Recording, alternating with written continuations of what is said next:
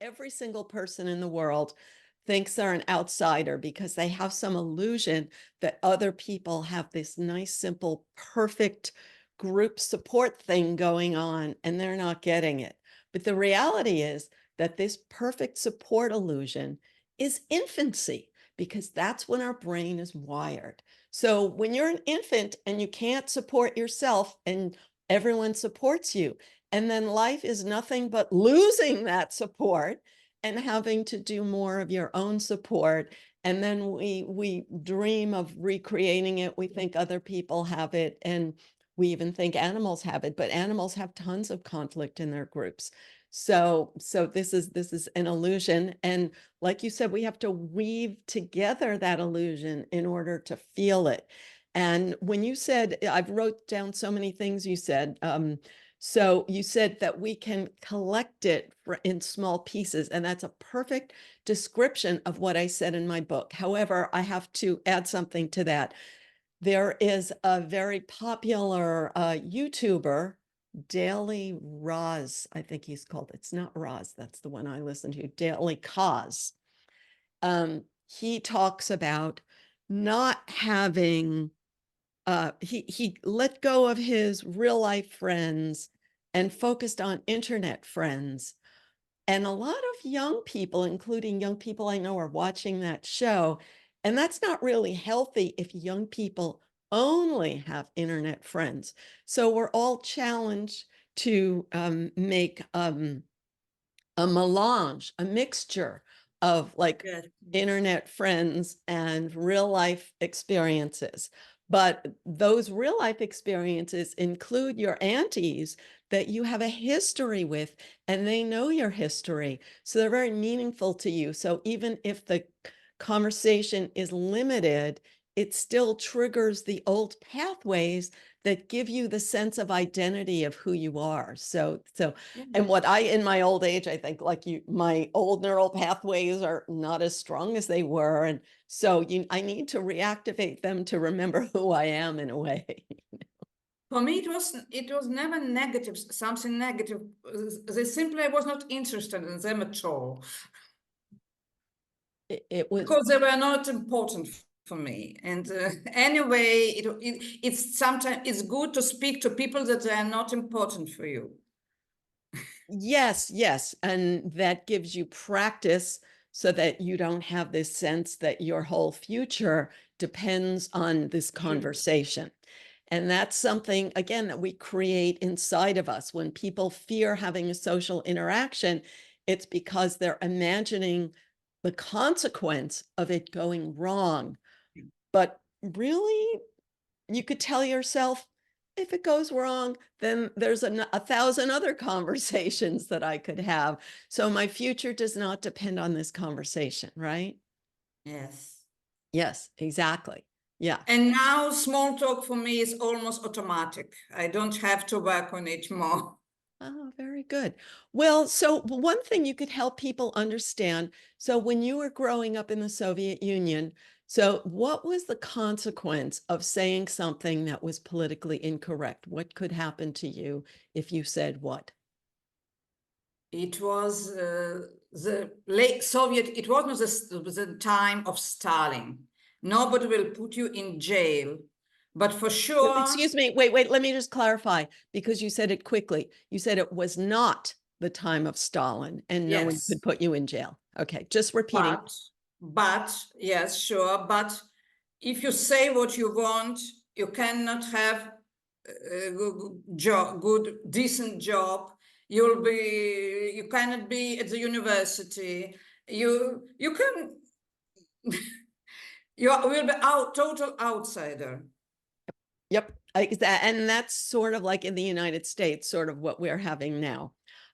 So what would be an example of something you couldn't say?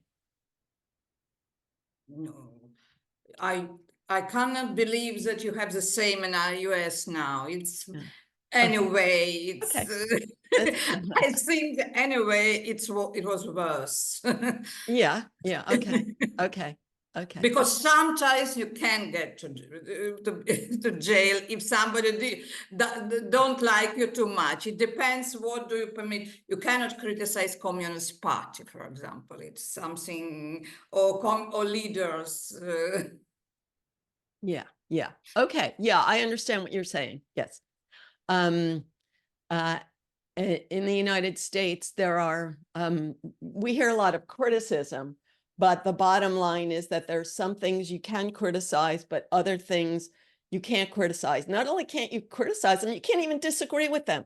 If you disagree with that, you're a non-person. You will, teachers will flunk you in your courses. Nobody will invite you to a party, and you will not get a job if you say that in an interview, and you will get fired if you say it at work. Yes, for example, for demonstrations, they would put you in the jail. Or people that were they had trials and were put in jail for learning Hebrew, for example. I missed the last word. Put in jail for not what? Learning Hebrew. It was anti-Soviet propaganda. Oh, okay. Okay. So you ended up immigrating to Israel. And when Yes. did that happen?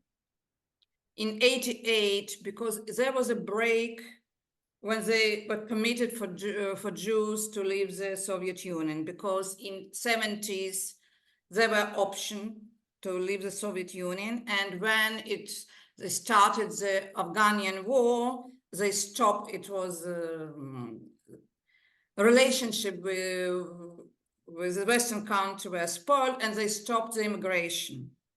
And there was some period from 80 to 88 that nobody can leave the Soviet Union. And there were, no, maybe, I don't know how, Sirovniks and all this, it was old times. I'm not sure that now people know something about it. But I was among the group, we were believing that and waiting that the time will come that the gates will be opened once Yes. more. And Yes. it happened. It was Gorbachev time. We Yes. immediately leave the Soviet Union. Yes. Okay. Yes. Yeah. Most people today are not aware of the idea that you cannot leave your country. Like you're stuck there. No one is allowed to leave. But that was the reality in the Soviet Union and in quite a number of other countries. So, But I know people that we have now, the member of our parliament that was in jail because he was a teacher of Hebrew.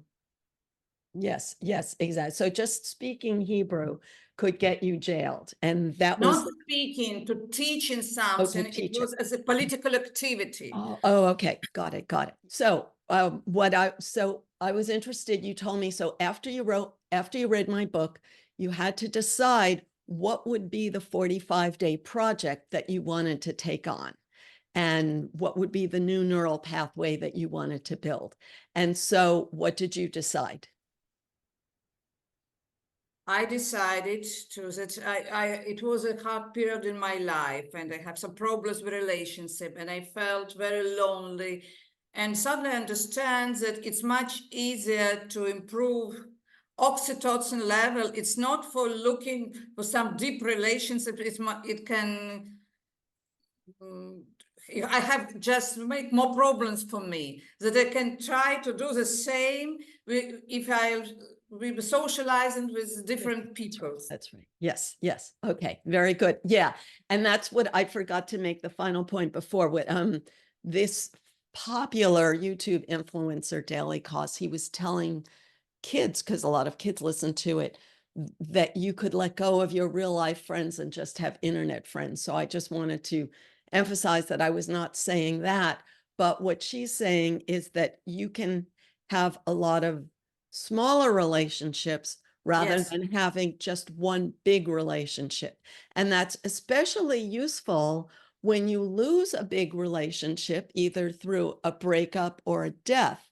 But it's also useful for people who are in a relationship and they're frustrated and unsatisfied and they're true. blaming their partner. But Exactly, really, the yes. problem is that we should not make one person responsible for our, yes, exactly. It works. I can say in my Yeah. own experience that it works. Thank you. Thank you. Exactly. And I had the experience once I was frustrated with my husband, and I thought we should have a project together because we don't have any shared excitement or focus or activity. And then, well, I shared excitement of moving toward a goal. And then I thought he didn't want to. And then I thought, well, he has a limited amount of life energy and he wants to invest it in moving toward his goal. So it's not fair that I put my goal onto him. So I thought I should be grateful for this freedom to just give him space and focus my life on my goal. Now, sometimes I even feel guilty that it's selfish, but then I thought, no, this is a luxury. He doesn't want me to put extra goals on his plate. So that frees me to put my life energy into moving toward my goals. So yeah, so we have to make our own thing. And a very valid goal is to then put a variety of people in your life. Now, you've brought up another very important subject, is that despite the world news of all these troubling events, that the things that really trigger us are the personal relationships that give us ups and downs. Now, you mentioned being connected to people, which is a phrase that's widely used now on the internet and in the modern therapy speak. But from the perspective of my work, there are two very different kinds of connections, the oxytocin kind and the serotonin kind. And you sort of spoke of them together, so I just want to separate them. So the oxytocin is really the urge to be protected by others, which is natural and normal. And of course, we can never have that complete protection because we're all going to die and we can never recreate the protection of childhood.